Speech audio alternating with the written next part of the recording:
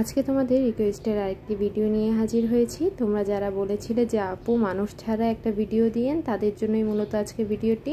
এখানে মাঝখান থেকে একটু উপর করে আমি ঘরটা এঁকে নিচ্ছি। ঘরটা এক সাইড থেকে আঁকবো।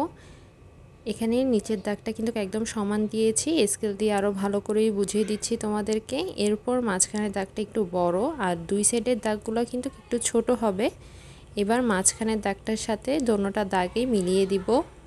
এরপর পাশ থেকে একটা খড়ের গাদা এঁকে নিচ্ছি। খড়ের গাদার মাঝখানে কিন্তু একটু ভাঁজ দিয়ে দিব, পুরোটা একদম সমান হবে না। আর নিচে দিয়ে কিছু দাগ দিয়ে দিয়েছি, ওগুলো অপশনাল, না দিলেও চলবে।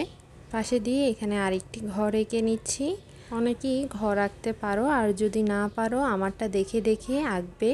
আমি কিন্তু এখানে তোমাদেরকে ক্লিয়ারলি ঘর আঁকাটা দেখিয়ে দিচ্ছি। মাঝখানের দাগটা বড় আর দুই সাইডে দুইটা দাগ সবসময় ছোট থাকবে। এখানে দরজা জানলাগুলো তোমরা তোমাদের ইচ্ছে মতন দিতে পারো। আমি এখানে বড় জায়গাটাতে দরজা আর অন্য সাইডে জানলা দিয়ে দিয়েছি। এখানে একটা সিম্পল গাছ এঁকে নিব, মাঝখানে টিক চিহ্নর মতন একটা দাগ দিব, আর এই সাইডটি একটু তুলে দিতে পারো উপর দিকে, তাহলে দেখতে আরও বেশি ভালো লাগবে।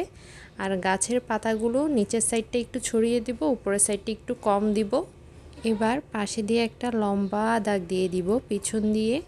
এরপর ওখানে কিছু উঁচু নিচু করে গাছ এঁকে নিব। গাছগুলো একটু কম বেশি এভাবে করে দিবে, তাহলে দেখতে বেশি ভালো লাগবে। একইভাবে খড়ের গাদার পিছনেও আমি কিছু গাছপালা দিয়ে দিচ্ছি। এবার ঘরের পাশে একটা রাস্তা দিয়ে দিব। রাস্তার এখানে কিন্তু আমি 2-3টা ভাঁজ দিয়ে দিয়েছি, তোমরা ওইভাবে করে ভাঁজ দিবে। আমি কিন্তু এখানে পুরো রাস্তাটা আঁকিনি, মাঝখানে কিছু কিছু জায়গা খালি রেখেছি। এখন তোমরা অনেকেই কোশ্চেন করতে পারো যে আপু কেন খালি রাখবো। এখানে আমি কিছু নৌকা দিব, এই জন্যই মূলত খালি রেখেছি। তোমরা পেন্সিল দিয়ে আঁকলে খালি না রেখে ডিরেক্টও পুরো রাস্তাটা আঁকার পর রাবার দিয়ে ওই সাইডগুলো মুছে নিতে পারো। আমি এখান দিয়ে সিডি মার্কার দিয়ে আঁকছি, এই জন্য খালি রেখে দিয়েছি প্রথমেই। আর যদি তোমাদের কোনো কোশ্চেন থাকে অথবা যদি তোমাদের কোনো রিকোয়েস্ট থাকে যে আপু এই ভিডিও রিলেটেড কোনো ছবি দিলে ভালো হতো, তাহলে সেটাও আমাকে কমেন্টসে জানাতে পারো। এখানে আমি আরেকটা নৌকা দিচ্ছি। তোমাদের কাছে যদি প্রথম নৌকাটা বেশি সহজ লেগে থাকে ওইভাবেও আঁকতে পারো, অথবা এভাবে যেভাবে আমি দিয়েছি সেভাবেও আঁকতে পারো। আমি দুই ধরনের দিয়েছি যাতে দেখতে আরও বেশি ভালো লাগে। এরপর মাঝখান দিয়ে আমি এখানে কিছু দাগ দিয়ে দিব, এই দাগগুলো অপশনাল, না দিলেও হবে।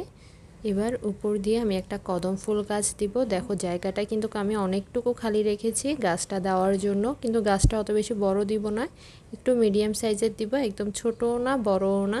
এখানে কিছু গাছের ডালপালা দিয়ে দিব, একটা বড় একটা ছোট, এভাবে করে ডালপালাগুলো এঁকে নিবে।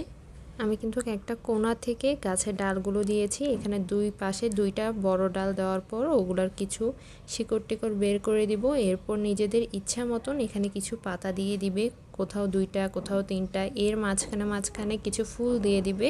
ফুলগুলো আঁকা একদম সহজ, শুধু গোল গোল দিয়ে দিবে পাতার মাঝখানে। আর ফুলগুলো আশেপাশে অবশ্যই পাতা দিবে, তাহলে দেখতে আরও বেশি ভালো লাগবে।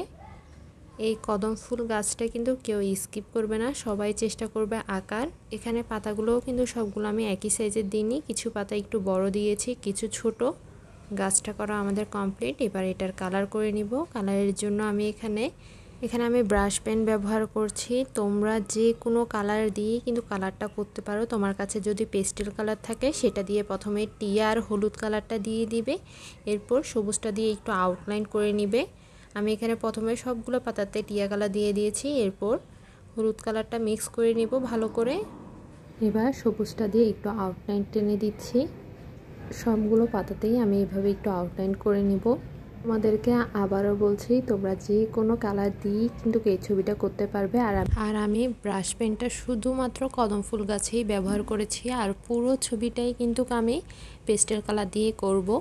এখানে কদম ফুলের মাঝখানে একটু ডট ডট দিয়ে দিচ্ছি কমলা কালারটা দিয়ে। সবগুলোতে একইভাবে ডটগুলো দিয়ে দেওয়ার পর গাছের ঢালগুলোর কালার করে নিব। এখানে চকলেট আর খয়েরি কালারটা শুধুমাত্র ব্যবহার করব, আর অন্য কোনো কালারই কিন্তু ব্যবহার করছি না। এবার গাছের কালার করে নিব। এখানে নিচের সাইডটাতে একটু বেশি করে নীল কালারটা দিয়ে দিয়েছি, এরপর ভালো করে সবুজ কালারটা মিক্স করে নিব, যাতে করে নীল কালারটা একদমই বোঝা না যায়। সবগুলো গাছ কিন্তু আমি একই সাথেই কালার করে নিব, তাহলে আমার ছবিটা করতে অনেক কম সময় লাগবে। শুধুমাত্র গাছের মধ্যে একটু গাঢ় জলপাই কালারটা দিয়ে এরপর টিয়া কালারটা দিচ্ছি, এরপর হলুদ কালারটা দিব। আর অন্যান্য গাছগুলোতে শুধুমাত্র হালকা জলপাই আর টিয়া কালারটা দিচ্ছি। এখানে যদি তোমাদের কাছে গাঢ় জলপাই অথবা হালকা জলপাই কালারটা না থাকে, তোমরা শুধুমাত্র নীল, সবুজ, টিয়া আর হলুদ কালারটা ব্যবহার করতে পারো। আর গাছের মধ্যে এখানে চকলেট কালার, খয়েরি আর বাদামি কালারটা দিয়ে দিয়েছি। এখানে ঘরের উপরের সাইডটাতে গাঢ় লাল কালারটা বেশি করে দিয়ে দেওয়ার পর হালকা যে লাল কালারটা আছে সেটা দিয়ে দিব। এখানে হালকা লাল না থাকলে তোমরা কমলা কালারটা দিয়ে দিবে। এরপর নিচের সাইডটাতে অ্যাশ কালার দিয়ে দিচ্ছি। অ্যাশের সাথে কিন্তু আমি বাড়তি অন্য কোনো কালারই ব্যবহার করছি না। ভালো করে অ্যাশ কালারটা দেওয়ার পর পাশের ঘরটার কালারও করে নিব। এখানে হালকা যে কমলা কালারটা আছে সেটা দিয়ে দিচ্ছি। এরপর সাথে একটু হলুদ আর সাদা কালারটা মিক্স করে নিব। এরপর নিচের সাইডের কালারটা করে নিব। এখানে প্রথমে একটু খয়েরি কালারটা দিয়ে এরপর অ্যাশ কালারটা দিয়েছি। এতে করে দোনোটা ঘরের কালার সেম মনে হবে না, একটা একটু গাঢ় বা হালকা মনে হবে। খড়ের গাদাটাতে খয়েরি, বাদামি আর হলুদ কালারটা দিয়ে দিয়েছি। ঘরের সামনের জায়গাটাতে আমি এখানে সবুজ, টিয়া আর হলুদ কালারটা দিব। নিচের সাইড থেকে গাঢ় কালারটা দেওয়া শুরু করেছি। আস্তে আস্তে উপরে যত যাবে ততই হালকা হতে থাকবে। কালারটা করে নেওয়ার পর খয়েরি কালারটা দিয়ে ঘরের আশেপাশে একটু দিয়ে দিব, তাহলে আরও বেশি দেখতে সুন্দর লাগবে। এরপর জানলা দরজাগুলো কালার করে নিচ্ছি। এখানে কালো, চকলেট কালার আর লাল কালারটা দিয়ে দিয়েছি। এরপর এখানে রাস্তার মধ্যে খয়েরি, বাদামি, হালকা কমলা এই কালারগুলো দিব। প্রথমে এক সাইড থেকে খয়েরি কালারটা বেশি করে দিয়ে দিব। এরপর বাদামিটা ভালো করে মিক্স করে নিচ্ছি। এরপর হালকা কমলা যে কালারটা আছে সেটা দিয়ে দিব। এরপর আমরা হলুদ কালারটা দিব। হলুদ কালারটা ভালো করে মিক্স করে নেওয়ার পর এবার চকলেট কালারটা দিয়ে একটু বেশি করে আউটলাইন করে একটু কিছু জায়গা অন্ধকার করে দিচ্ছি। এবার নদীর কালারটা করে নিব। নদীর কালারটা করার জন্য প্রথমে আমি গাঢ় নেভি ব্লু যে কালারটা আছে সেটা দিয়ে দিব। এরপর নীল কালারটা দিচ্ছি। কারো কাছে যদি নেভি ব্লু কালারটা না থাকে সে ডিরেক্ট নীল কালারটা দিয়েই ব্যবহার করতে পারো। এখানে বেশি করে নীল কালারটা দেওয়ার পর আকাশি কালারটা দিয়ে দিচ্ছি।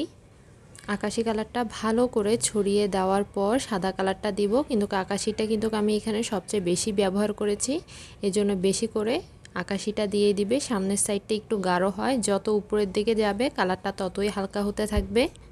সবার শেষে দিয়ে একটু সাদা কালারও মিক্স করে নিয়েছি। এরপর টিয়া কালারটা দিয়ে উপরের সাইডের একটু ছায়া দিয়ে দিব। এখানে আমি বাদামি আর হলুদ কালারটা দিয়ে দিয়েছি। এখানের মধ্যে লাল, কমলা, হালকা কমলা, এরপর হলুদ কালারটা দিব। এখানে তোমরা যে কোনো কালারই ব্যবহার করতে পারো অথবা ম্যাজেন্ডা কালারেরও দিতে পারো। তোমরা তোমাদের ইচ্ছে মতন এই জিনিসটা কালার করতে পারবে, কিন্তু নিচের সাইডের কালারটা কিন্তু আমার মতনই করতে হবে, চকলেট আর খয়েরি কালারটা, কেন নিচের সাইডটা একদম ডার্ক থাকে। এরপর আমি কালোটা দিয়ে ভালো করে অন্ধকার করে দিব। এটা নৌকায় কিন্তু আমি একসাথে কালার করে নিয়েছি। লাঠিগুলোতে কালো আর খয়েরি কালার দিয়ে দিব। এবার আকাশের কালারটা করে নিব। এখানে বেশি করে কালোটা দেওয়ার পর নেভি ব্লু কালারটা মিক্স করে নিব। নেভি ব্লু কালারটা ভালো করে দিয়ে দেওয়ার পর এটার সাথে আমি নীল কালারটা ব্যবহার করছি। তোমরা এখানে নীলটাও দিতে পারো অথবা একটু কালারফুল করার জন্য বেগুনি কালারটাও দিয়ে দিতে পারো। আমি এখানে অল্প অল্প কিছু জায়গাতে বেগুনি কালারটা দিয়ে দিচ্ছি, তোমরা দেখতেই পারছো।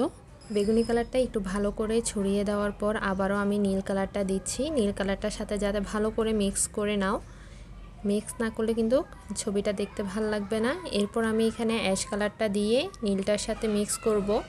পেস্টেল কালারের মূল হচ্ছে তোমার মিক্সিং। কালার মিক্সিং যদি না হয় তাহলে তোমার ছবিটা কিন্তু দেখতে ভালো লাগবে না। এখানে তোমরা দেখতেই পারছো আমি প্রত্যেকটা কালারই কিন্তু খুবই স্মুথ এবং সুন্দর করে মিক্স করেছি। এখানে অ্যাশ কালারটা দিয়ে পুরো নিচের দিকে একটু হালকা করে দিব।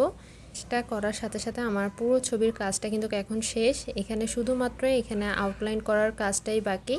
এখানে আমি নদী, গাছপালা, ঘর সব কিছুই কিন্তু কালো ডায়মন্ড কালারটা দিয়ে ভালো করে আউটলাইন করে নিব। আউটলাইন করার পর ছবিটা আরও সুন্দর হয়ে যায়। প্রত্যেক ভিডিওতেই আমি তোমাদেরকে সেম কথা বলি যে অবশ্যই আউটলাইন করার কথা ভুলবে না। আউটলাইন করা শেষে এবার আমরা বৃষ্টি দিয়ে দিব। এখানে আমি কালো ডায়মন্ড কালার দিয়ে অনেকটুকু বৃষ্টি দেওয়ার পর মনে হলো না সিডি মার্কার দিয়েও মনে হয় বৃষ্টিটা দিলে ভালো হয়। এরপর বাকি অংশটা আমি সিডি মার্কার দিয়ে দিয়েছি। তোমরা চাইলে কালো ডায়মন্ড, সিডি মার্কার যেটা তোমাদের হাতের পাশে থাকবে সেটি দিয়ে আউটলাইন করে নিতে পারো। আজকে এই পর্যন্তই। তোমাদের কাছে যদি ভিডিওটি ভালো লেগে থাকে তাহলে অবশ্যই আমাকে কমেন্টসে জানাতে ভুলবে না। আল্লাহ হাফেজ। আবারও দেখা হবে নতুন আরেকটি ভিডিও নিয়ে।